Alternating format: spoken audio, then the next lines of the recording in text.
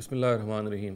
ہم آج اس سیشن میں قرآن مجید میں جو میراث کا قانون بیان ہوا ہے اس کا مطالعہ کریں گے، اور اس ذیل میں آپ کے سامنے اپنے استاد جناب جاوید احمد غامدی کی جو تحقیق ہے بنیادی طور پہ اسی کو پڑھ کے سناؤں گا۔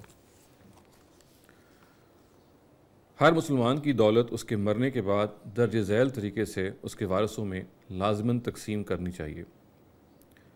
مرنے والے کے ذمے قرض ہو تو سب سے پہلے اس کے ترکے میں سے وہ ادا کیا جائے گا، یعنی جو کچھ وہ چھوڑ کے جا رہا ہے سب سے پہلے وہ قرض ادا کیا جائے گا۔ پھر کوئی وصیت اس نے کی ہے تو وہ پوری کی جائے گی۔ اس کے بعد وراثت تقسیم ہوگی۔ وارث کے حق میں وصیت نہیں ہو سکتی سوائے اس کے کہ اس کے حالات یا اس کی کوئی خدمت یا ضرورت کسی خاص صورتحال میں اس کا تقاضا کرے۔ والدین اور بیوی یا شوہر کا حصہ دینے کے بعد ترکے کے وارث میت کی اولاد ہے۔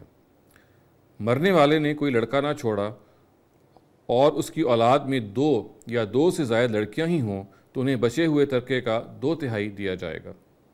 ایک ہی لڑکی ہو تو وہ اس کے حصے کی نصف حصے کی حقدار قرار پائے گی۔ میت کے اولاد میں صرف لڑکے ہی ہوں تو یہ سارا مال ان میں تقسیم کر دیا جائے گا۔ اولاد میں لڑکے اور لڑکیاں دونوں ہوں تو ایک لڑکے کا حصہ 2 لڑکیوں کے برابر ہوگا، اور اس صورتحال میں بھی سارا مال انہی میں تقسیم کیا جائے گا۔ اولاد کی غیر موجودگی میں میت کے بھائی بہن اولاد کے قائم مقام ہیں۔ والدین اور بیوی یا شوہر موجود ہوں تو ان کا حصہ دینے کے بعد میت کے وارث یہی ہوں گے، اور لڑکے ہوں یا لڑکیاں، مرد ہوں یا خواتین کے جو حصے ہیں ان میں تقسیم وراثت کا وہی طریقہ ہے جو اولاد کے لیے اوپر بیان ہوا۔ میت کے اولاد ہو یا اولاد نہ ہو اور بھائی بہن ہوں تو والدین میں سے ہر ایک کو ترکے کا 6واں حصہ دیا جائے گا۔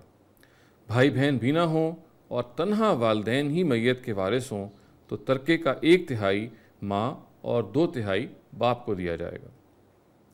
مرنے والا مرد ہو اور اس کی اولاد ہو تو اس کی بیوی کو ترکے کا 8واں حصہ ملے گا۔ اس کے اولاد نہ ہو تو وہ 1/4 ترکے کی حقدار ہوگی۔ میت عورت ہو اور اس کی اولاد نہ ہو تو نصف ترکہ اس کے شوہر کا ہے، اور اگر اس کی اولاد ہو تو شوہر کو 1/4 یعنی 1/4 ملے گا۔ ان وارثوں کی عدم موجودگی میں مرنے والا اگر چاہے تو کسی کو ترکے کا وارث بنا سکتا ہے۔ میں اس کی وضاحت کر دوں، ترکے کا مطلب ہے جو کچھ انہوں نے چھوڑا ہے اپنے پیچھے۔ ایک مرنے والے نے جو کچھ چھوڑا ہے اس کو ترکہ کہا جاتا ہے۔ جس شخص کو وارث بنایا گیا وہ اگر رشتہ دار ہو اور اس کا ایک بہن یا بھائی ہو تو 6واں حصہ، اور ایک سے زیادہ بہن بھائی ہوں تو 1/3 انہیں دینے کے بعد باقی 5/6 یا 2/3 اسے ملے گا۔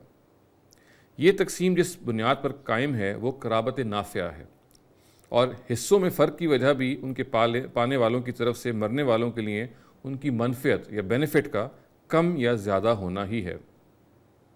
لڑکیوں کی منفعت چونکہ شادی کے بعد ان کے شوہر کی طرف منتقل ہو جاتی ہے، اسی طرح بیوی شوہر کو رفاقت مہیا کرتی ہے، لیکن شوہر رفاقت کے ساتھ اس کے ساتھ نفقے کی ذمہ داری بھی اٹھاتا ہے۔